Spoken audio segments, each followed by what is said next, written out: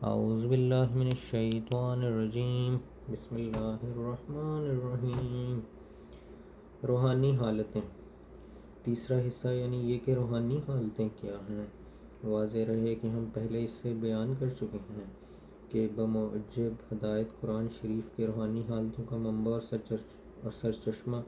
نفس مطمئنہ ہے، جو انسان کو بااخلاق ہونے کا مرتبہ سے باخدا ہونے کا مرتبہ تک پہنچاتا ہے۔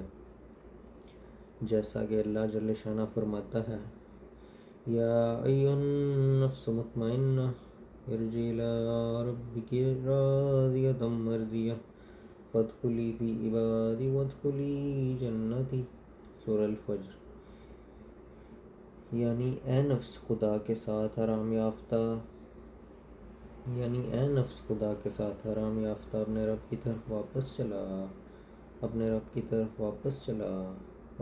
کی طرف واپس چلا، وہ تجھ سے راضی اور تو اس سے راضی،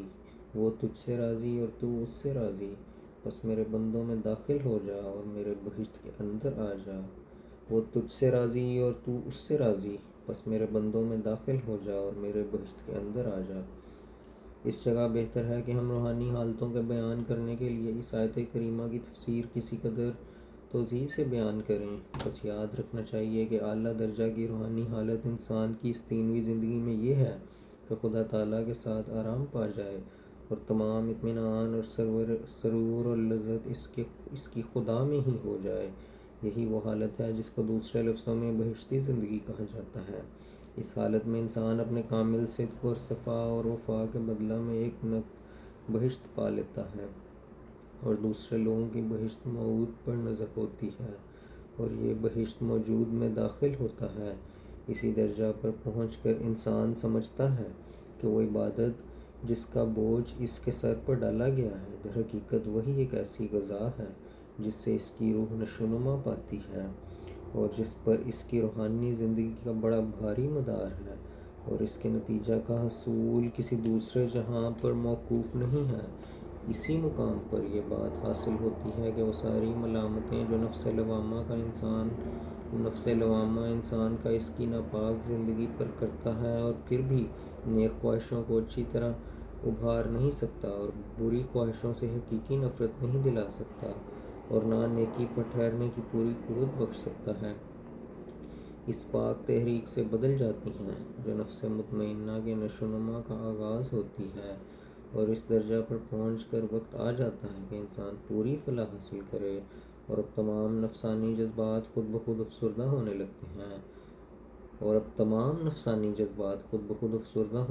ہیں اور روح پر ایک ایسی طاقت افزا ہونے ہوا چلنے لگتی ہے جس سے انسان پہلی کمزوریوں کو ندامت کی نظر سے دیکھتا ہے۔ اس وقت انسانی سرشت پر ایک بھاری انقلاب آتا ہے اور عادات میں ایک تبدل عظیم پیدا ہوتا ہے اور انسان اپنی پہلی حالتوں سے بہت ہی دور جا پڑتا ہے، دھویا جاتا ہے اور صاف کیا جاتا ہے، اور خدا نیکی کی محبت کو اپنے ہاتھ سے اس کے دل میں لکھ دیتا ہے اور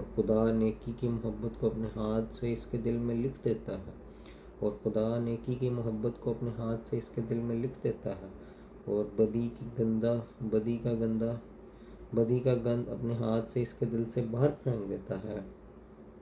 سچائی کی فوج سب کے سب دل کے شہرستان میں آ جاتی ہے اور فطرت کے تمام برجوں پر راست بازی کا قبضہ ہو جاتا ہے اور حق کی فتح ہوتی ہے اور باطل بھاگ جاتا ہے اور اپنے ہتھیار پھینک دیتا ہے۔ اسی شخص کے دل پر خدا کا ہاتھ ہوتا ہے اور ہر ایک قدم خدا کے زیر سایہ چلتا ہے۔ چنانچہ خدا تعالیٰ آیات ذیل میں انہی امور کی طرف اشارہ فرماتا ہے۔ اولئک کتب فی قلوبہم الایمان وأیدہم بروح منہ المجادلہ حبب الیکم الایمان وزینہ فی قلوبکم وکرہ الیکم الکفر والفسوق والعصیان اولئک هم الراشدون فضلا من اللہ ونعمتہ واللہ علیم حکیم۔ الحجر۔ جاء الحق وزهق الباطل ان الباطل کان زہوقا۔ بنی اسرائیل۔ یعنی خدا نے مومنوں کے دل میں ایمان کو اپنے ہاتھ سے لکھ دیا ہے اور روح القدس کے ساتھ ان کی مدد کی۔ اس نے اے مومنوں ایمان کو تمہارا محبوب بنا دیا اور اس کا حسن و جمال تمہارے دل میں بٹھا دیا، اور کفر اور بدکاری اور معصیت سے تمہارے دل کو نفرت دے دی، اور بری راہوں کا مکروہ ہونا تمہارے دل میں جما دیا۔ یہ سب کچھ خدا کے فضل اور رحمت سے ہوا۔ حق آیا اور باطل بھاگ گیا، اور باطل کب حق کے مقابل ٹھہر سکتا ہے؟ غرض یہ تمام اشارات اس روحانی حالت کی طرف ہیں جو تیسرے درجہ پر انسان کو حاصل ہوتی ہے، اور سچی بنا انسان کو کبھی نہیں مل سکتی جب تک کہ یہ حالت اس کو حاصل نہ ہو۔ اور یہ جو خدا تعالیٰ فرماتا ہے کہ میں نے ایمان ان کے دل میں اپنے ہاتھ سے لکھا اور روح القدس سے ان کی مدد کی، یہ اس بات کی طرف اشارہ ہے کہ انسان کو سچی طہارت اور پاکیزگی کبھی حاصل نہیں ہو سکتی جب تک آسمانی مدد اس کے شامل نہ ہو۔ انسان کو سچی طہارت اور پاکیزگی کبھی حاصل نہیں ہو سکتی جب تک آسمانی مدد اس کے شامل حال نہ ہو۔ نفس لوامہ کے مرتبہ پر انسان کا یہ حال ہوتا ہے کہ بار بار توبہ کرتا ہے اور بار بار گرتا ہے، بلکہ بسا اوقات اپنی صلاحیت سے نا امید ہو جاتا ہے اور اپنے مرض کو ناقابل علاج سمجھ لیتا ہے، اور ایک مدت تک ایسا ہی رہتا ہے، اور پھر جب وقت مقدر پورا ہو جاتا ہے تو رات یا دن کو یک دفعہ ایک نور اس پر نازل ہوتا ہے، اور اس نور میں الہی قوت ہوتی ہے۔ اس نور کے نازل ہونے کے ساتھ ہی ایک عجیب تبدیلی اس کے اندر پیدا ہو جاتی ہے،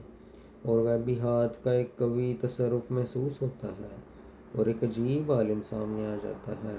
اس وقت انسان کو پتہ لگتا ہے کہ خدا ہے، اور آنکھوں میں وہ نور آ جاتا ہے جو پہلے نہیں تھا۔ لیکن اس راہ کو کیوں کر حاصل کریں اور اس روشنی کو کیوں کر پائیں؟ تو جاننا چاہیے کہ اس دنیا میں جو دارالسباب ہے، ہر ایک معلول کے لیے ایک علت ہے، اور ہر ایک حرکت کے لیے ایک محرک ہے، اور ہر ایک علم حاصل کرنے کے لیے ایک راہ ہے جس کو صراط مستقیم کہتے ہیں۔ دنیا میں کوئی بھی ایسی چیز نہیں جو بغیر پابندی ان قواعد کے مل سکے جو قدرت نے ابتدا سے اس کے لیے مقرر کر رکھے ہیں۔ قانون قدرت بتلا رہا ہے کہ ہر ایک چیز کے حصول کے لیے ایک صراط مستقیم ہے، اور اس کا حصول اس پر قدرتاً موقوف ہے۔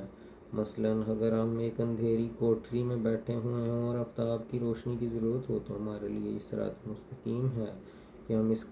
اس کھڑکی کو کھول دیں جو آفتاب کی طرف ہے، تب یک دفعہ آفتاب کی روشنی اندر آ کر ہمیں منور کر دے گی۔ سو ظاہر ہے کہ اسی طرح خدا کے سچے اور واقعی فیوز پانے کے لیے بھی کوئی کھڑکی اور پاک روحانیت کے حاصل کرنے کے لیے کوئی خاص طریق ہوگا، اور وہ یہ ہے کہ روحانی امور کے لیے صراط مستقیم کی تلاش کریں، جیسا کہ ہم اپنی زندگی کے تمام امور میں کامیابیوں کے لیے صراط مستقیم کی تلاش کرتے رہتے ہیں۔ مگر کیا وہ یہ طریق ہے کہ ہم صرف اپنی ہی عقل کے زور سے اور اپنی ہی خود تراشیدہ باتوں سے خدا کے وصال کو ڈھونڈیں؟ کیا محض ہماری ہی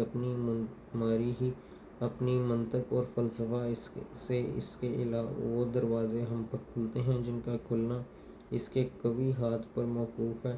یقیناً سمجھو کہ یہ بالکل صحیح نہیں ہے۔ ہم اس حی قیوم کو محض اپنی ہی تدبیروں سے ہرگز نہیں پا سکتے، بلکہ اس راہ میں صراط مستقیم صرف یہ ہے کہ پہلے ہم اپنی زندگی کا ماں اپنی تمام قوتوں کے خدا تعالیٰ کی راہ میں وقف کر کے پھر خدا کے وصال کے لیے دعا میں لگے رہیں تا خدا کو خدا ہی کے ذریعے سے پائیں۔ ایک پیاری دعا اور سب سے پیاری دعا جو عین محل اور موقع سوال کا ہمیں سکھاتی ہے اور فطرت کے روحانی جوش کا نقشہ ہمارے سامنے رکھتی ہے، وہ دعا ہے جو خدا کریم نے اپنی پاک کتاب قرآن شریف میں یعنی سورہ فاتحہ میں ہمیں سکھائی ہے، اور وہ یہ ہے: بسم اللہ الرحمن الرحیم، الحمدللہ رب العالمین۔ تمام پاک تعریفیں جو ہو سکتی ہیں اس اللہ کے لیے ہیں جو تمام جہانوں کا پیدا کرنے والا اور قائم رکھنے والا ہے۔ الرحمن الرحیم، وہی خدا جو ہمارے اعمال سے پہلے ہمارے لیے رحمت کا سامان میسر کرنے والا ہے اور ہمارے اعمال کے بعد رحمت کے ساتھ جزا دینے والا ہے۔ مالک یوم الدین، وہ خدا جو جزا کے دن کا وہی ایک مالک ہے، کسی اور کو وہ دن نہیں سونپا گیا۔ ایاک نعبد و ایاک نستعین، اے وہ جو ان تعریفوں کا جامع ہے،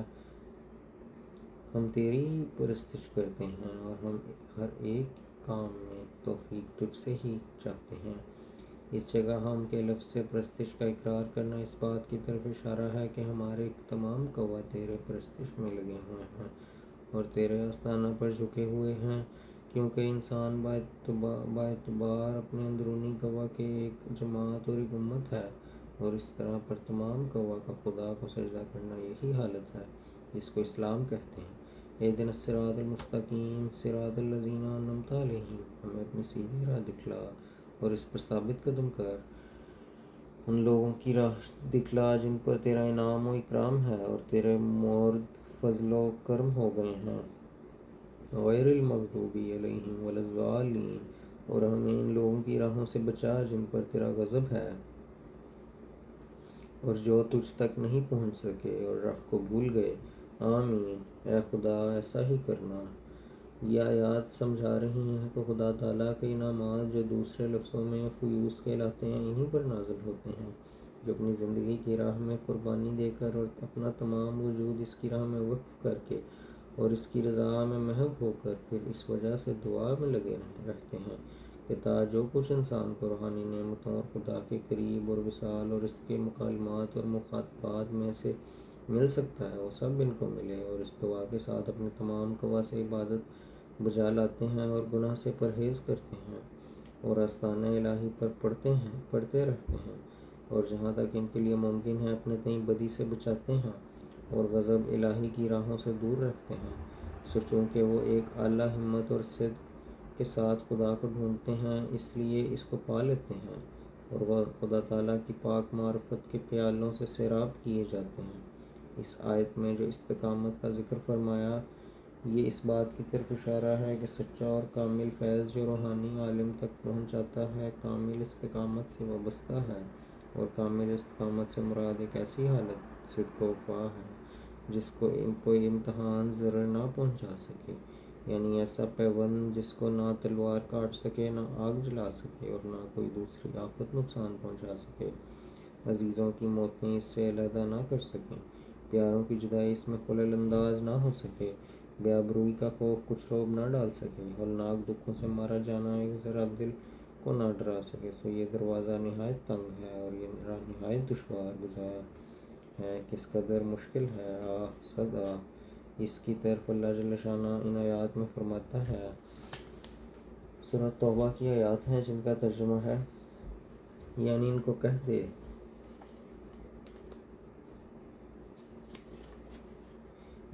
کہہ دے کہ اگر تمہارے باپ اور تمہارے بیٹے اور تمہارے بھائی اور تمہاری عورتیں اور تمہاری برادری اور تمہارے وہ مال جو تم نے محنت سے کمائے ہیں اور تمہاری سوداگری جس کے بند ہونے کا تمہیں خوف ہے اور تمہاری حویلیاں جو تمہارے دل پسند ہیں خدا سے اور اس کے رسول سے اور خدا کی راہ میں اپنی جانوں کو لڑنے سے زیادہ پیارے ہیں، تو تم اس وقت تک منتظر رہو کہ جب تک خدا اپنا حکم ظاہر کرے، اور خدا بدکاروں کو کبھی اپنی راہ نہیں دکھائے گا۔ ان آیات سے صاف ظاہر ہوتا ہے کہ جو لوگ خدا کی مرضی کو چھوڑ کر اپنے عزیزوں اور اپنے مالوں سے پیار کرتے ہیں وہ خدا کی نظر میں بدکار ہیں، وہ ضرور ہلاک ہوں گے، کیونکہ انہوں نے غیر کو خدا پر مقدم رکھا۔ یہی وہ تیسرا مرتبہ ہے جس میں وہ شخص بخدا بنتا ہے جو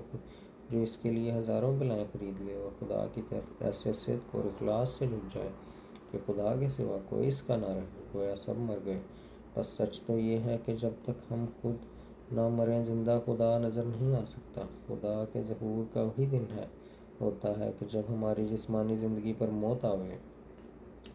بس سچ تو یہ ہے کہ جب تک ہم خود نہ مریں زندہ خدا نظر نہیں آ سکتا۔ خدا کے ظہور کا وہی دن ہوتا ہے کہ جب ہماری جسمانی زندگی پر موت آوے۔ ہم اندھے ہیں جب تک غیر کے دیکھنے سے اندھے نہ ہو جائیں،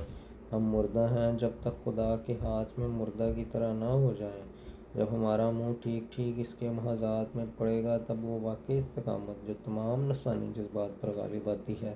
ہمیں حاصل ہوگی، اس سے پہلے نہیں، اور یہی وہ استقامت ہے جس سے نفسانی زندگی پر موت آ جاتی ہے۔ ہماری استقامت یہ ہے کہ جیسا کہ وہ فرماتا ہے، بلا من اسلم وجهه للہ وهو محسن، یعنی یہ قربانی کی طرح میرے آگے گردن رکھ دو۔ ایسا ہی ہم اس وقت درجہ استقامت حاصل کریں گے جب ہمارے وجود کے تمام پرزے اور ہمارے نفس کی تمام قوتیں اس کے کام میں لگ جائیں اور ہماری موت اور ہماری زندگی اس کے لیے ہو جائے، جیسا کہ وہ فرماتا ہے قُلْ إِنَّ صَلَاتِي وَنُسُكِي وَمَحْيَايَ وَمَمَاتِي لِلَّهِ رَبِّ الْعَالَمِينَ، یعنی کہ میری نماز اور میری قربانی اور میرے زندہ رہنا اور میرا مرنا سب خدا کے لیے ہے۔ یعنی کہ میری نماز اور میری قربانی اور میرا زندہ رہنا اور میرا مرنا سب خدا کے لیے ہے، سب خدا کے لیے ہے، سب خدا کے لیے ہے۔ اور جب انسان کی محبت خدا کے ساتھ اس درجہ تک پہنچ جائے کہ اس کا مرنا اور جینا اپنے لیے نہیں بلکہ اللہ کے لیے ہو جائے، تب وہ خدا جو ہمیشہ سے پیار کرنے والوں کے ساتھ پیار کرتا آیا ہے، اپنی محبت کو اس پر اتارتا ہے، اور ان دونوں محبتوں کے ملنے سے انسان کے اندر ایک نور پیدا ہوتا ہے جس کو دنیا نہیں پہچانتی۔ تب وہ خدا جو ہمیشہ سے پیار کرنے والوں کے ساتھ پیار کرتا ہے آیا ہے، اپنی محبت کو اس پر اتارتا ہے، اور ان دونوں محبتوں کے ملنے سے انسان کے اندر ایک نور پیدا ہوتا ہے جس کو دنیا نہیں پہچانتی اور نہ سمجھ سکتی۔ اور ہزاروں صدیقوں اور برگزیدوں کا اسی لیے خون ہوا کہ دنیا نے ان کو نہیں پہچانا۔ وہ اسی لیے مکار اور خود غرض کہلائے کہ دنیا کے نورانی چہرہ کو دیکھ نہ سکی، جیسا کہ فرماتا ہے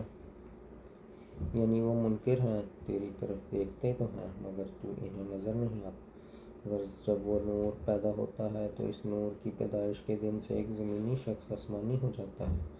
وہ جو ہر ایک وجود کا مالک ہے اس کے اندر بولتا ہے اور اپنی الوہیت کی چمکیں دکھلاتا ہے، اور اس کے دل کو کہ جو پاک محبت سے بھرا ہوا ہے اپنا تخت گاہ بناتا ہے، اور جب ہی سے کہ یہ شخص ایک نورانی تبدیلی پا کر ایک نیا آدمی ہو جاتا ہے، وہ اس کے لیے ایک نیا خدا ہو جاتا ہے اور نئی عادتیں اور نئی سنتیں ظہور میں لاتا ہے۔ یہ نہیں کہ وہ نیا خدا ہے یا عادتیں نہیں، مگر خدا کی عام عادتوں سے وہ الگ عادتیں ہوتی ہیں جو دنیا کا فلسفہ ان سے آشنا نہیں۔ اور یہ شخص جیسا کہ اللہ جل شانہ سورہ البقرہ میں فرمایا ہے، یعنی انسانوں میں سے وہ اعلیٰ درجہ کے انسان ہیں جو خدا کی رضا میں کھوئے جاتے ہیں، خدا کی رضا میں کھوئے جاتے ہیں۔ وہ اپنی جان بیچتے ہیں اور خدا کی مرضی کو مول لیتے ہیں۔ یہی وہ لوگ ہیں جن پر خدا کی رحمت ہے۔ ایسا ہی وہ شخص جو روحانی حالت کے مرتبہ تک پہنچ گیا ہے،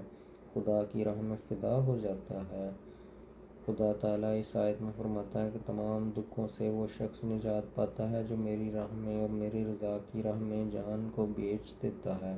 اور جاں فشانی کے ساتھ اپنی اس حالت کا ثبوت دیتا ہے کہ وہ خدا کا ہے اور اپنی تمام وجود کو ایک ایسی چیز سمجھتا ہے جو اطاعت خالق اور خدمت مخلوق کے لیے بنائی گئی ہے، اور پھر حقیقی نیکیاں جو ہر ایک قوت سے متعلق ہیں ایسے ذوق و شوق کو حضور دل سے بجا لاتا ہے کہ گویا وہ اپنی فرما برداری کے آئینہ میں اپنے محبوب حقیقی کو دیکھ رہا ہے، اور ارادہ اس کا خدا تعالیٰ کے ارادہ سے ہم رنگ ہو جاتا ہے، اور تمام لذت اس کی فرما برداری میں ٹھہر جاتی ہے، اور تمام اعمال صالحانہ مشقت کی راہ سے بلکہ تلذذ اور اعزاز کی کشش سے صادر ہونے لگتے ہیں۔ یہی وہ نقد بہشت ہے جو روحانی انسان کو ملتا ہے، اور وہ بہشت جو آئندہ ملے گا وہ در حقیقت اس کے اضلال و آثار ہیں جس کو دوسرے عالم میں قدرت خداوندی جسمانی طور پر مشتعل کر کے دکھلائے گی۔ اسی کی طرف اشارہ ہے جو اللہ جل شانہ فرماتا ہے، یعنی جو شخص خدا تعالیٰ سے خائف ہے اور اس کے عظمت و جلال کے مرتبہ سے ہراساں، اس کے لیے دو بہشت ہیں، ایک یہی دنیا اور دوسری آخرت۔ اور ایسے لوگ جو خدا میں محو ہیں، خدا نے ان کو وہ شربت پلایا ہے جس نے ان کے دل اور خیالات اور ارادات کو پاک کر دی۔ نیک بندے وہ ہیں، وہ شربت پی رہے ہیں جس کو ملونی کافور ہے، وہ اس چشمہ سے پیتے ہیں جس کو وہ آپ ہی چیرتے ہیں۔ صدق اللہ العظیم۔